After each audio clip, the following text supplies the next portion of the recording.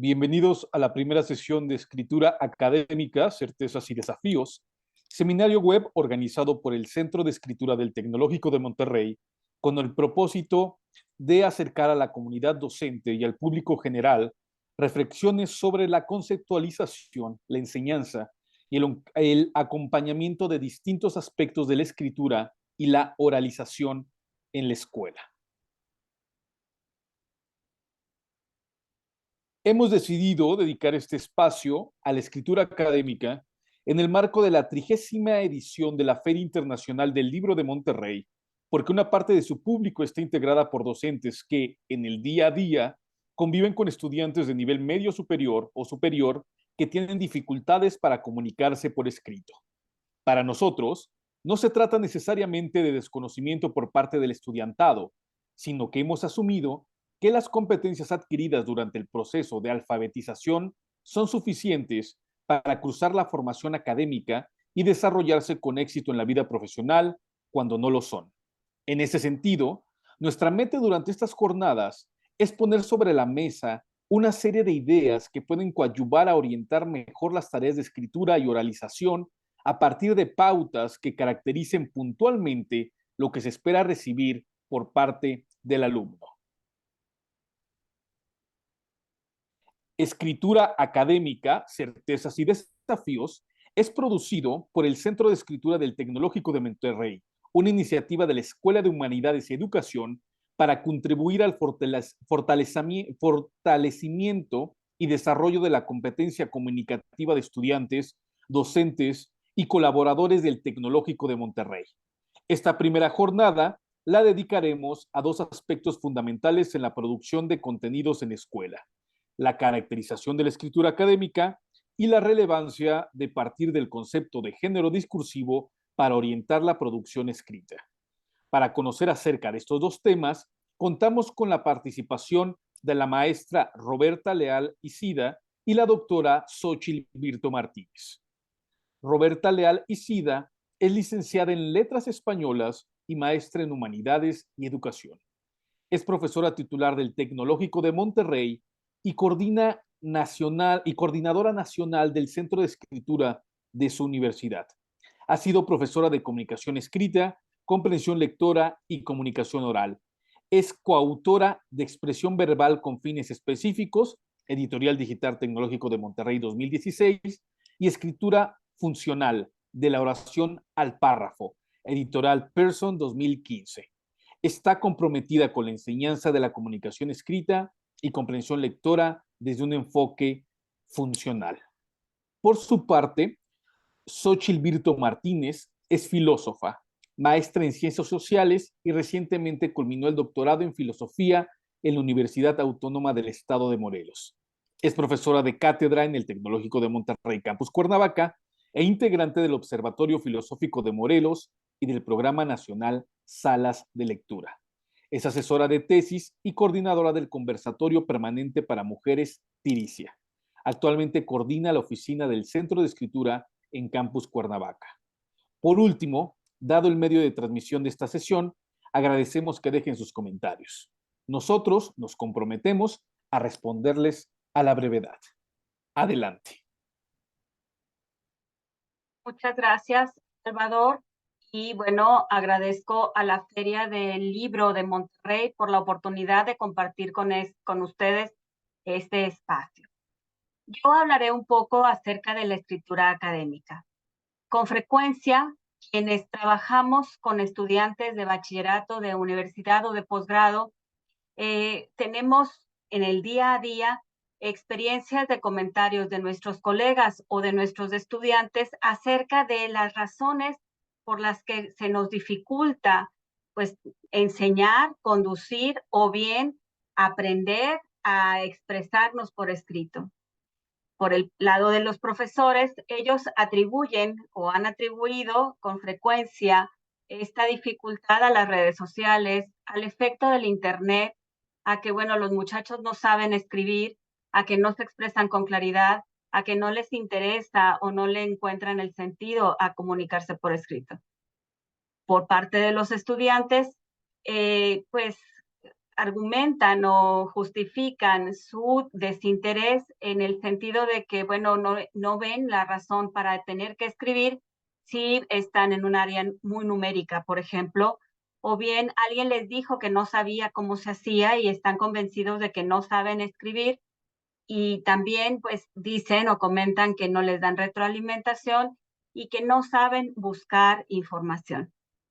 El panorama pues es muy incierto tanto para docentes como estudiantes, y pues yo estoy convencida, tanto como profesora, como tutora y como tutora del Centro de Escritura de mi universidad, que aprender a escribir es posible, siempre y cuando partamos de unas definiciones más o menos claras y que nos permitan comprender el tamaño de la tarea que tenemos enfrente. La escritura académica, pues es un paso más acerca de, bueno, en el desarrollo de la competencia de comunicación escrita.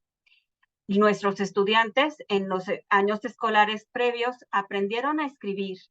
Sin embargo, cuando llegan al bachillerato, cuando llegan a la universidad, tienen un desafío diferente, puesto que lo que se les pide como evidencia de aprendizaje es distinto a todo lo que produjeron antes.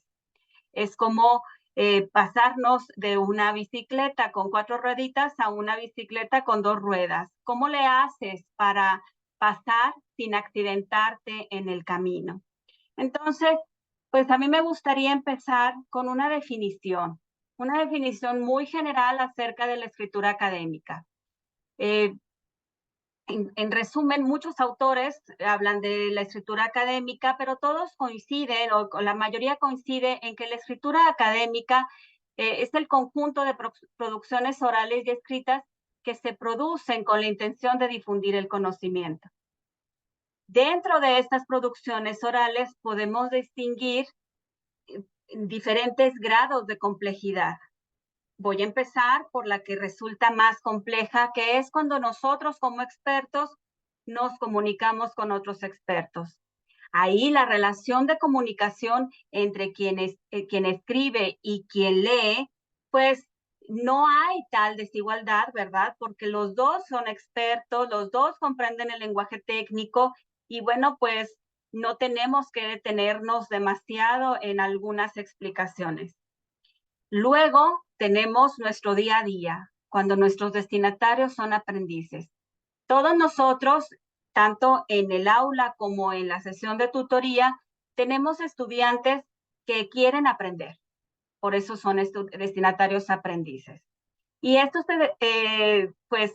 aprendices necesitan explicaciones, ejemplos, comparaciones, analogías que les facilite la llegada al conocimiento nuevo.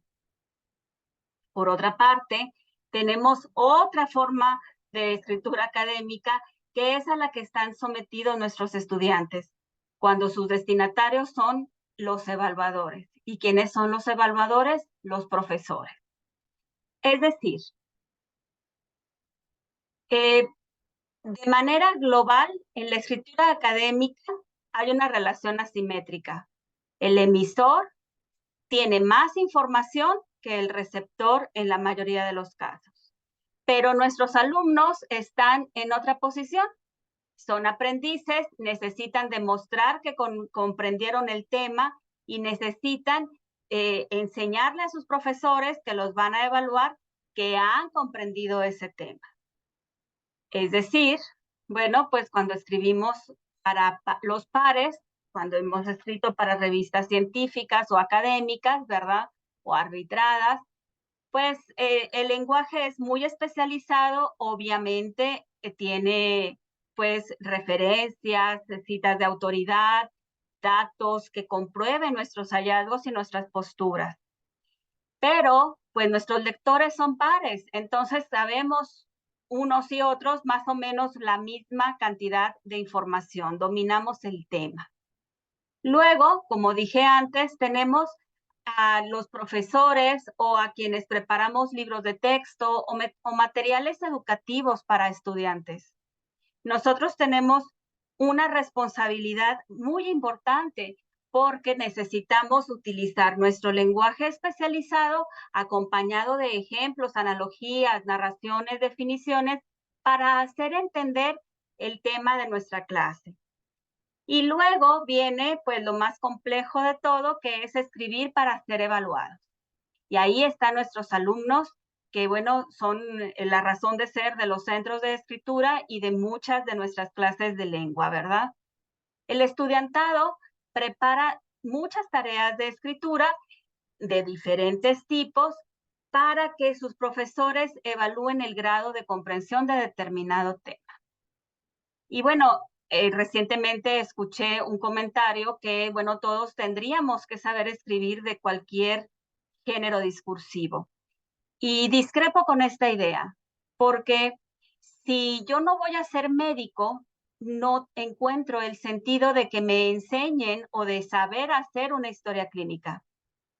Si voy a estudiar medicina, sí que tiene sentido. Entonces, el aprendizaje de la escritura para la evaluación está ligado necesariamente a una disciplina. ¿Qué necesita saber escribir un estudiante de acuerdo con el área disciplinar en la que quiere desarrollarse? Y bueno, desde el punto de vista del profesor, tiene muchos desafíos, ¿sí? Tiene algunos desafíos como los siguientes: como modelar cómo se construye el conocimiento en su disciplina. Esto sucede durante el tiempo de exposición, ¿verdad? Cómo organiza su clase está relacionado muy estrechamente con la forma en que se construye el conocimiento de su disciplina, cómo se procesa la información, cómo se representa el conocimiento. También el docente suele buscar buenos ejemplos de tal manera que sirvan al estudiante para comprender el tema, pero en el caso de la escritura, que le sirvan de modelo para escribir. Este punto es crucial. Los escritores expertos suelen buscar ejemplos o modelos para que puedan desarrollar otros textos a partir de ahí. No quiere decir que se van a copiar el contenido. Estoy hablando de las grandes estructuras, cómo se organiza la información, qué va primero, qué va después, para que tenga sentido lo que estoy compartiendo. El profesor también debería proporcionar algunas ayudas, como cuáles son las palabras clave que vas a incluir, cuáles son pues los elementos que no deben faltar, que ayuden al estudiante a que vea el proceso de escritura como algo factible de realizar. Y por último, pues hay que pautar las tareas de escritura. En nuestro centro de escritura nos encontramos con mucha frecuencia que los estudiantes no saben exactamente qué van a hacer. ¿Cómo? Las instrucciones piden una cosa y luego a la hora de escribir, como el proceso de preparación o al momento de que les damos un modelo, no corresponden y entonces el alumno se confunde. O bien unos profesores llaman al resumen y otros profesores llaman al resumen de otra manera. Y entonces el alumno termina por confundirse. Hay que tomar acuerdos y hay que ser sistemáticos en el uso de nuestro lenguaje académico para que el estudiante, al momento de desarrollar estas tareas de escritura, pueda localizar fácilmente más ejemplos que le puedan servir de referencia o bien más información acerca de las características de esa tarea de escritura. Otro de los desafíos importantes del profesor es que no debe perder de vista que en la escritura académica tenemos dos secuencias discursivas básicas y fundamentales. Por una parte, la explicación y por otra parte, la argumentación. Es necesario que el estudiante en su formación aprenda a explicar su disciplina. Y bueno, básicamente utilizamos una secuencia como la que muestro en este momento, ¿verdad?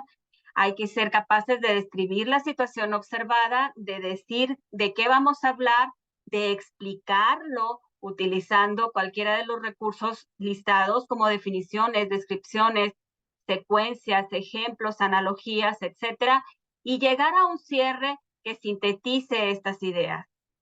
Pero no solo la explicación es necesario aprender, sino también la argumentación.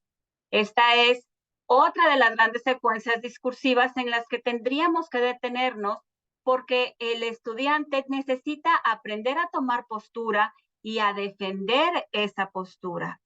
Es decir, debe, pues, nuevamente describir la situación observada, marcar un punto de vista y ser capaz de demostrarlo con evidencias que le permitan llegar a la formulación de una inferencia. Para el estudiante, escribir en la universidad o en el bachillerato implica cambios de enfoque. En primer lugar, comprender que la escritura permite evidenciar el grado de dominio de un tema. La escritura es un bien común, es un bien que nos pertenece a todos y nos permite dejar huella, pues, entre lo que éramos antes de aprender un contenido y después.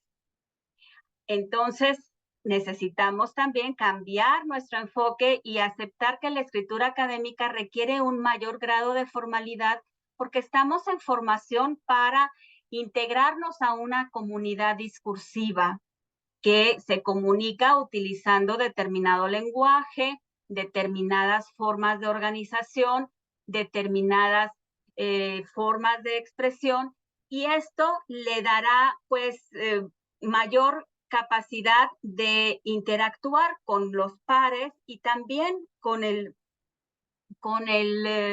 público que no ha podido acceder a ese conocimiento. Y por último, hay que aprender a gestionar el tiempo disponible. Este es un desafío no solo para los aprendices, sino también para los profesores. Los profesores tendríamos que dejar espacios en nuestras horas de clase para que los alumnos desarrollen sus borradores, para dar seguimiento y desde los centros de escritura, pues generar los espacios para que vayan, que no intenten escribir todo de una tirada porque no resultará, sino ir planificando y luego desarrollando las ideas y luego revisando para que quede un texto legible. La gestión del tiempo, bueno, pues es todo un tema que podría desarrollarse aparte, pero es importante que el aprendiz, que el estudiante comprenda que hay que dedicar tiempo a que las ideas se maduren para que pues seamos capaces de comunicar lo que queremos. Los estudiantes además tienen un desafío más, ¿sí? Que les pedimos como profesores que sus mensajes sean claros, precisos, concisos y amenos. Aquí quisiera decir que estas características las podemos encontrar en muchos libros de texto. Nosotros mismos como docentes y como tutores las mencionamos en nuestras sesiones de trabajo. Y pues hay que decir que para conseguir estas características, lo que deberíamos hacer es ayudarle a nuestro estudiante a leer su texto con ojos de lector. ¿Qué quiere decir esto? En lugar de hacerle el trabajo de corregirle el trabajo, ¿verdad? Porque no vamos a ayudarle de esta manera a aprender, leerlo junto con ellos, cuestionar la claridad de las ideas, etc. Recuerdo un estudiante al que tutoré hace unos 2 años o 3 quizá, y bueno, pues yo le quería hacer una sugerencia de un cambio de lugar de unas ideas y él se alarmó muchísimo. Y me dijo, lo que pasa es de que mi maestra me pidió 600 palabras y si tú me dices que las quite, pues entonces ya no las voy a tener. Si observamos sus palabras, él estaba más preocupado por la extensión que por el contenido o por el mensaje. Cuando leímos el texto en voz alta, Él mismo se dio cuenta que esto que yo le sugería, no eliminar, sino cambiar de lugar, orientaba su texto justo a donde él quería. Entonces, pues las características de un buen texto se logran trabajando, pero también acompañando al estudiante en sus producciones escritas. Desde la docencia, desde la tutoría, puede hacerse. Solo hay que generar los espacios y darnos el tiempo para que nuestros estudiantes sean capaces de convertirse en el mediano o en el largo plazo en comunicadores autónomos. Para concluir, yo quiero decir y compartir que todo profesor es un profesor de lengua. Es decir, no solo yo que estudié letras españolas o mis colegas que estudiaron lingüística o comunicación son profesores de lengua. Todos, de cualquier disciplina. ¿Por qué razón? Porque la lengua vehicula cualquier área del conocimiento. Entonces, desde la docencia, desde la tutoría, nosotros deberíamos ser capaces de orientar, pautar y modelar la escritura. ¿Por qué razón? Porque de esta forma los estudiantes podrían acceder de manera más fácil al conocimiento de cada disciplina y dar cuenta por escrito del conocimiento nuevo. Por último, les comparto las fuentes que consulté para preparar este material. Agradezco muchísimo el espacio y cedo el micrófono a la doctora Xochitl Virto. Gracias. Muchísimas gracias, Roberta, y buenas tardes a todas y a todos. Es para mí un gusto estar el día de hoy con ustedes, compartiendo este espacio en el marco de la 30ª edición de la Feria Internacional del Libro Monterrey. Yo les voy a hablar el día de hoy de los géneros discursivos.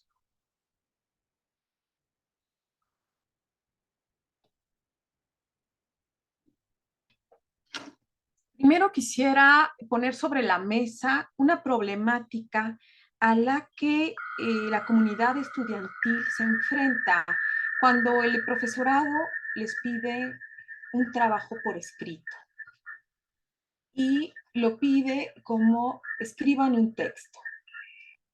Todos los textos son iguales, es clara la instrucción que da el profesor o la profesora cuando les pide un texto. Eso es justamente de lo que vamos a hablar el día de hoy y tiene que ver con lo que ya expuso Roberta. Es decir, qué instrucciones damos al solicitar un trabajo y cómo vamos modelando esos trabajos y si los estudiantes conocen el tipo de texto que uno les pide en relación también al conocimiento y experiencia que tengan por lo menos en el área académica. El uso de la lengua se realiza en forma de enunciados, es decir, nosotros hablamos con enunciados. Lo hacemos a través de la oralidad o de la escritura y esto se hace de manera concreta. Es decir, que utilizamos estos enunciados de manera cotidiana y pueden ser también singulares. Sin embargo, por sí solos no tendrían ningún sentido. Estos enunciados están íntimamente vinculados con el contexto. Badin, por ejemplo, les llama esferas. ¿A qué se refiere esto? Es decir, a espacios particulares podremos hablar de contextos sociales, contextos culturales. Roberta hacía alusión a algo que me parece totalmente oportuno. Justamente cuando hablamos de enunciados y de estas particularidades, si hablamos de actividades jurídicas o hablamos de actividades médicas, nuestros discursos y nuestros enunciados van a estar determinados a partir de ese espacio y de esas actividades que vamos a realizar. Entonces, en este sentido, en el qué implica en el que enunciamos algo y el para qué. ¿Cuál es la función que tiene el enunciado en un determinado contexto? Así, el carácter y las formas de su uso son multiformes como las esferas de la actividad humana. Es decir, en dónde estamos utilizando la lengua, para qué lo usamos etc. Generalmente observamos que estos enunciados se adecúan, como lo comenté, de acuerdo a estos contextos. Cuando escribimos un mensaje a través de nuestro celular, o inclusive como cuando el profesor le pide al estudiante un trabajo específico, implica una adecuación al lenguaje porque depende de la función que tiene el escrito y el objetivo también de para qué se va a escribir.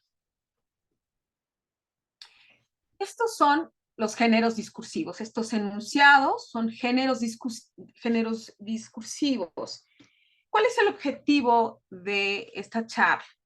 De reconocer la importancia de definir estos géneros discursivos para tener mayor claridad en las actividades y el diseño de estas. Batkin nos dice que un género discursivo son prácticas discursivas propias de una determinada esfera y una construcción verbal con características que reflejan el intercambio que se lleva a cabo. Como lo comenté, implica de saber dónde estamos situados. Si estamos situados, por ejemplo, en un espacio académico como la universidad o el bachillerato, utilizaremos un tipo de discurso, un tipo de género discursivo.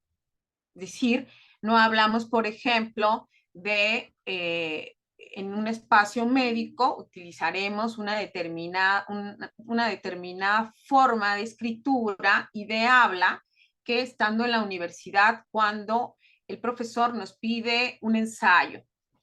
Un ensayo tiene efectivamente una estructura, un orden, una lógica que implicará conocer primero cómo se escribe un ensayo.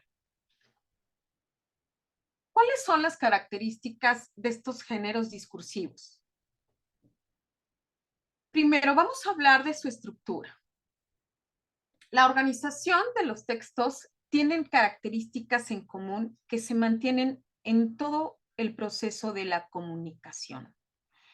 Como comenté, la estructura puede tener afinidad a otros textos o géneros discursivos, entre ellos el ensayo, entre ellos un folleto, entre ellos un reporte técnico.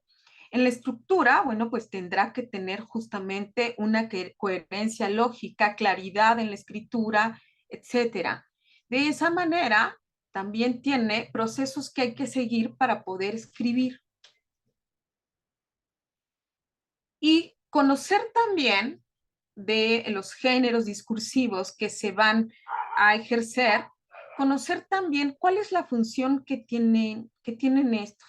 Si hablamos, por ejemplo, de un reporte de investigación, esto implicaría que la función es dar cuenta de los resultados que se tuvieron en un proceso de investigación.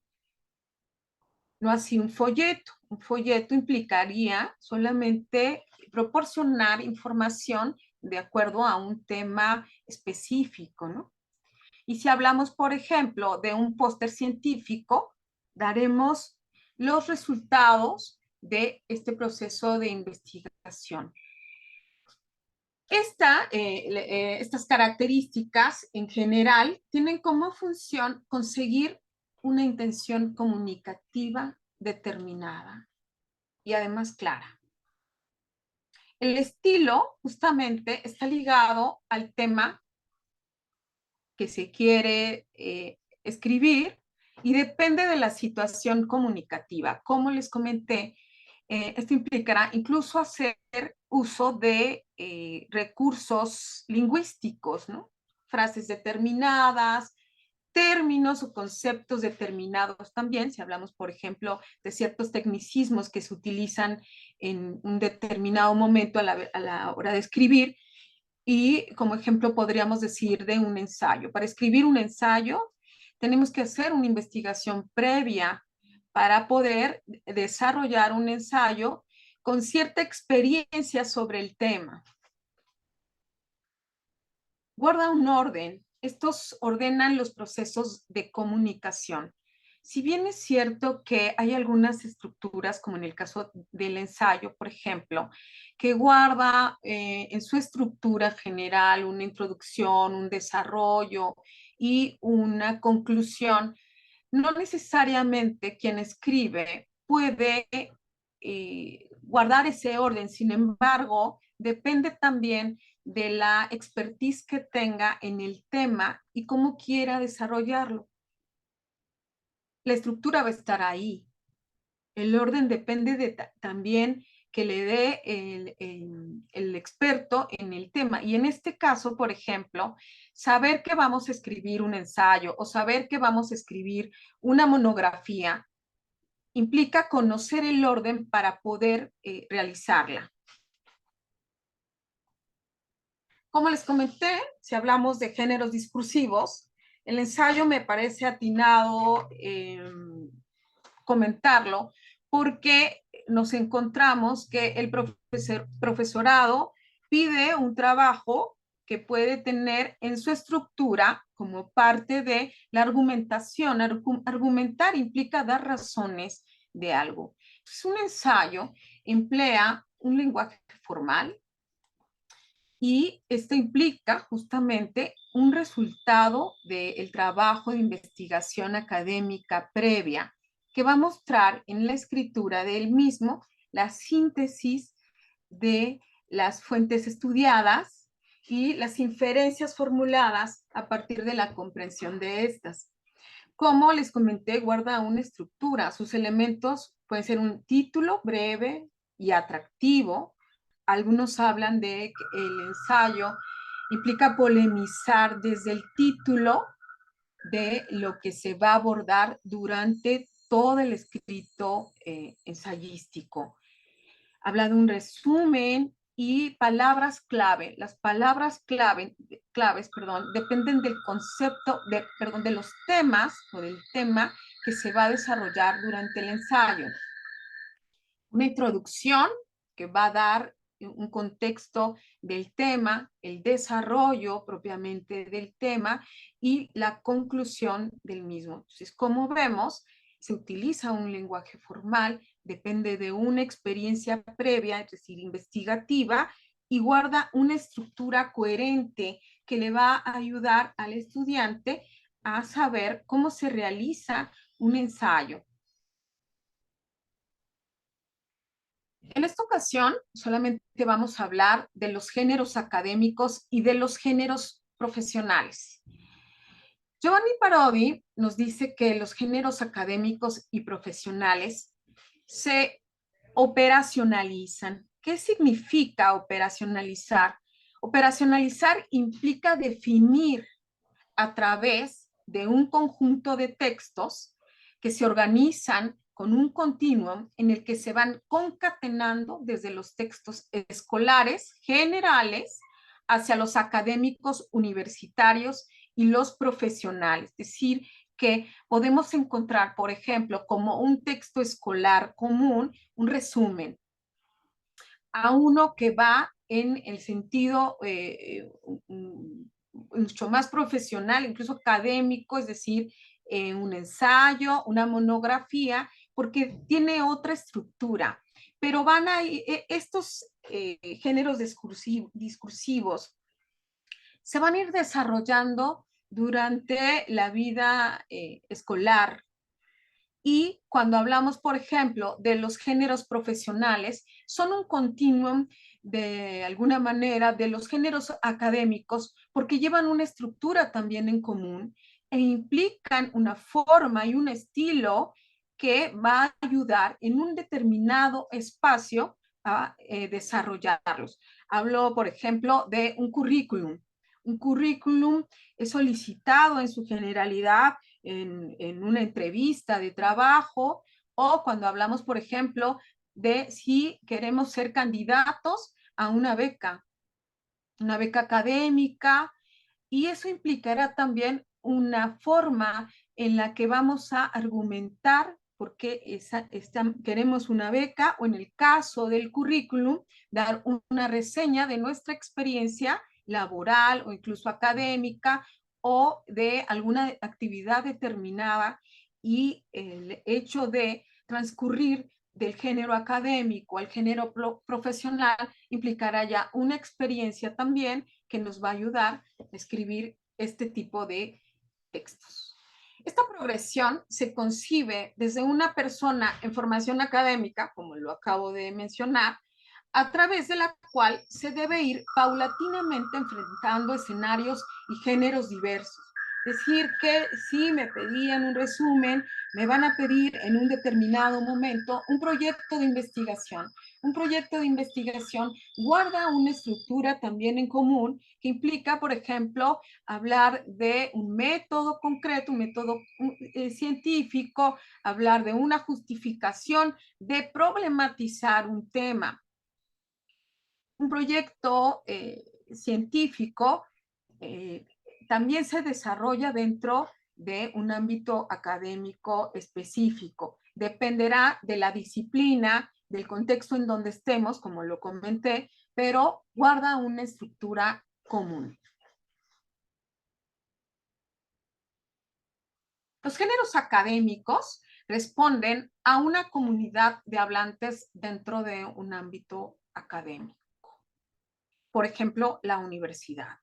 En la universidad encontramos, independientemente de estas unidades de formación o de materias que lleve el estudiantado, trabajos específicos o textos específicos que el profesorado va a solicitar en esta comunidad. Y en este caso, los géneros académicos son muy diversos, pero como lo comenté, son solicitados dentro de este ámbito específico. Funcionan como tal, como un eje que va a articular los géneros profesionales. Por dar algunos ejemplos de géneros académicos, tenemos el artículo de divulgación, que es un texto informativo que va a comunicar de manera clara y precisa el conocimiento surgido de la investigación en la ciencia, la tecnología, las áreas humanísticas y sociales a un público no especializado, pero interesado en acrecentar su comprensión acerca del mundo como su perfil cultural. Esto lo podemos encontrar en algunas revistas, este tipo de artículos de divulgación, que lo que quieren justamente es divulgar estos artículos que se realizan a partir de investigaciones muy precisas dentro de un ámbito también específico. El ensayo, como lo comenté, se construye a partir de textos ajenos, es decir, de esta revisión de las fuentes a partir de un tema y como una estrategia discursiva. Utiliza, por ejemplo, la explicación y la argumentación. Hay diversas formas de argumentar y de explicar que al final tiene la función de sostener una tesis y dar razones para ello. El lenguaje, por tanto, que se emplea es formal.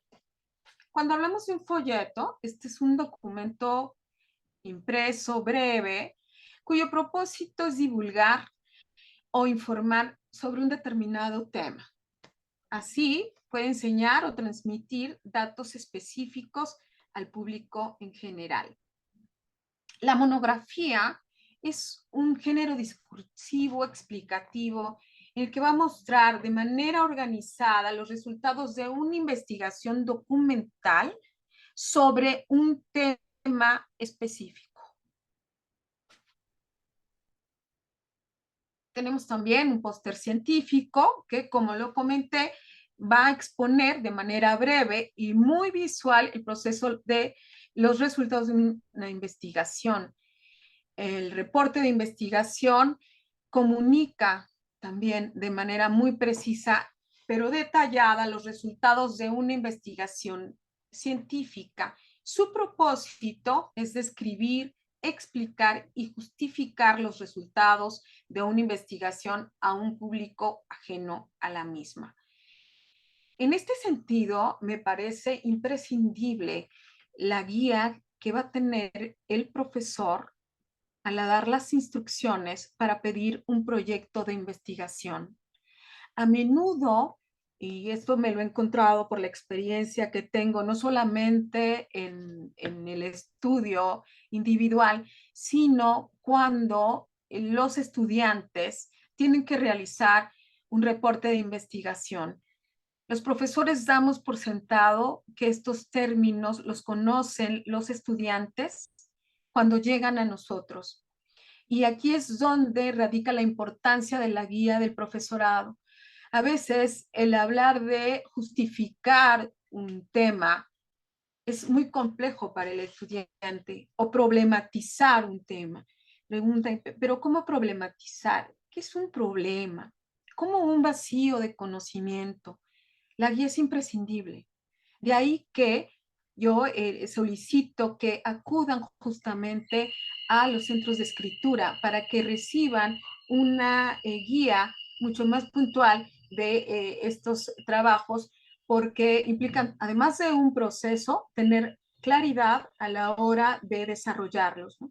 Eso, cuando hablamos, por ejemplo, de un reporte de investigación, precisamente de la justificación, pues implicará que demos, escribamos cuál es la importancia de este proyecto de investigación o de este reporte en el área de la investigación, además de un proceso que implicará también una revisión de fuentes, de investigaciones que se han hecho en otros momentos o en otras universidades, para no caer en plagios, por ejemplo, ¿no? Conocer qué se ha elaborado a partir de un tema concreto y en ese sentido justificar la importancia de la investigación y de un proyecto de investigación. Por eso sí requiere la ayuda del profesorado y de modelar, como bien lo acaba de comentar Roberta, en este tipo de trabajos o géneros académicos muy específicos. Cuando se habla de un reporte técnico, es un género discursivo, explicativo, argumentativo, que tiene la función de presentar los avances de un proyecto de ciencia aplicada. Por eso implica también esta formalidad a la hora de escribir y argumentar, conocer cómo se argumenta y cómo se desarrolla un argumento, también es importante saber hacerlo.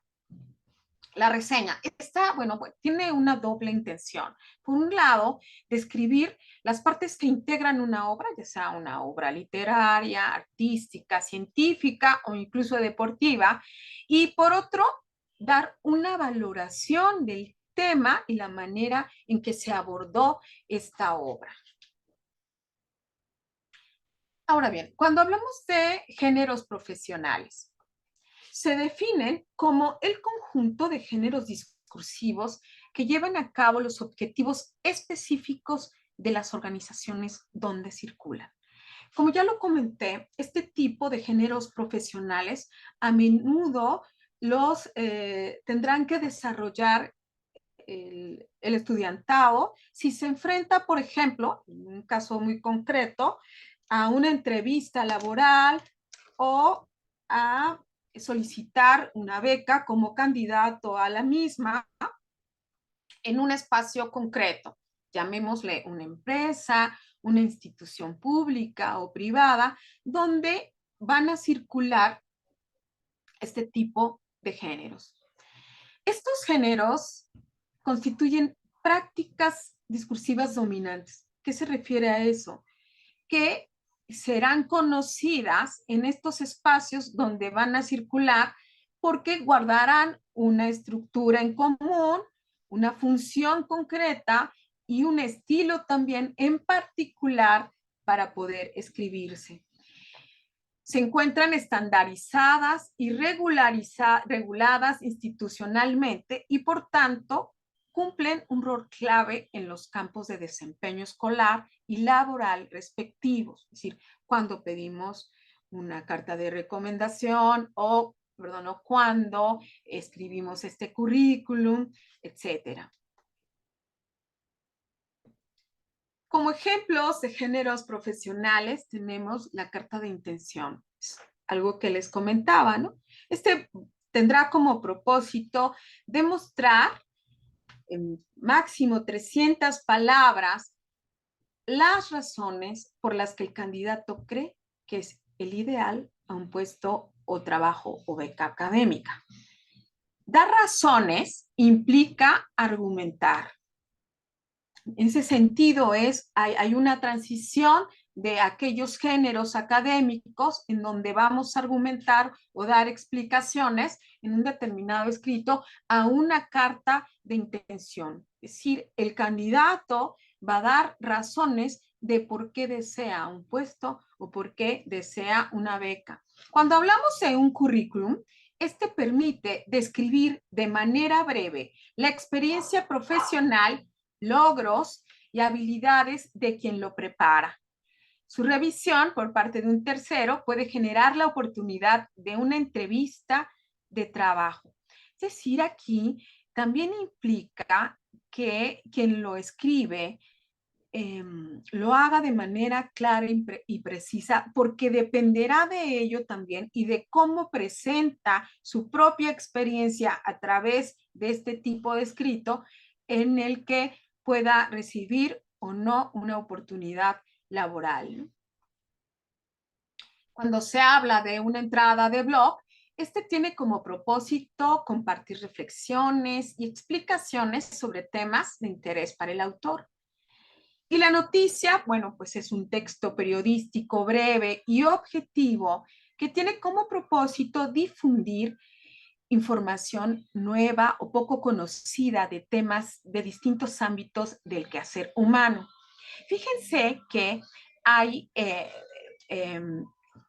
momentos en que dentro de las universidades los estudiantes realizan estos ensayos de alguna manera de géneros profesionales. Hablamos, por ejemplo, de que los estudiantes se organizan para hacer el periódico de una determinada universidad, para dar a conocer todo lo que se realiza y las noticias que van surgiendo a partir del quehacer propio de la universidad. Y este puede ser o no un previo para que más adelante el estudiante pueda tener una experiencia en un ámbito particular, como en este caso hablamos de trabajar dentro de una revista o de un periódico, etcétera. ¿Cuáles serían las recomendaciones de la enseñanza?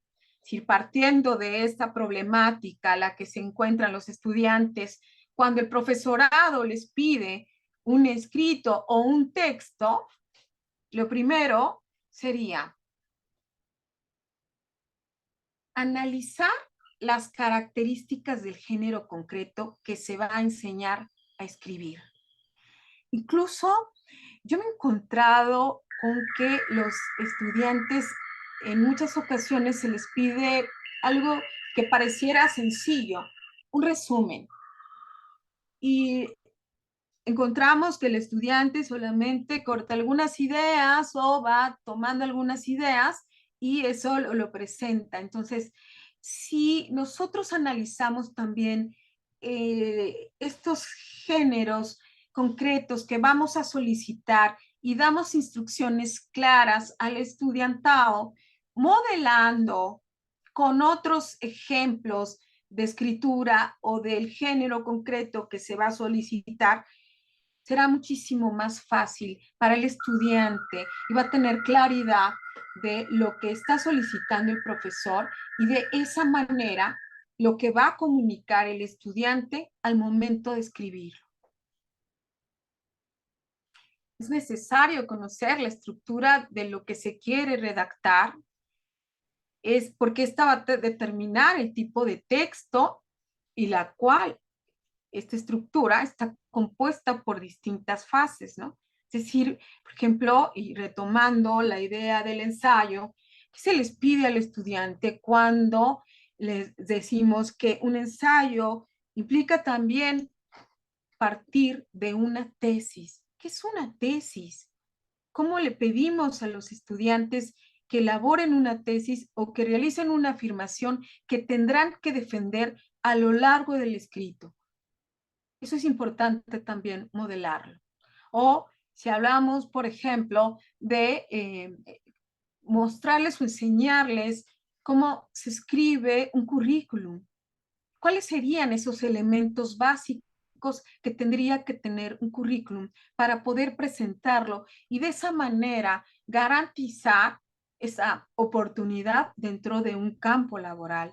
O si se habla de una carta de intención, o si hablamos de una monografía que solamente es específico de un tema, pero que lleva todo un proceso para poder realizarla y está relacionado también a un proceso científico, ¿no? Es decir, cómo problematizamos, cómo vamos a justificar, pero de qué vamos a desarrollar el tema, cuáles son los elementos que tiene el estudiante para poder realizar una monografía, por ejemplo, ¿no? Que guardará de alguna manera un tipo de lenguaje, una forma de escribir y por tanto la estructura. Definir objetivos y planificar actividades de enseñanza, aprendizaje y en relación con prácticas discursivas concretas. ¿Qué desea el profesor o cuál es el objetivo de una estrategia y de un género discursivo que se va a solicitar concretamente y de ahí elaborar o pensar en una estrategia también específica de aprendizaje y enseñanza para que garanticemos el éxito, la claridad en la comunicación de los escritos que vayan a realizar los estudiantes. Les muestro así las referencias que utilicé en la elaboración de esta presentación.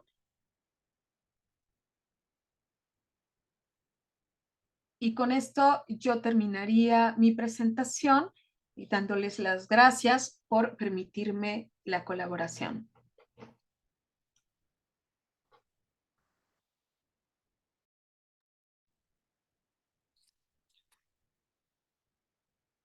A nombre de los organizadores de la Feria Internacional del Libro Monterrey 2022 y de la Escuela de Humanidades y Educación, agradezco a Xochitl y a Roberta por sus intervenciones. También a los participantes por su interés en este tema crucial para la formación académica de nuestros estudiantes. Muchas gracias y hasta la próxima.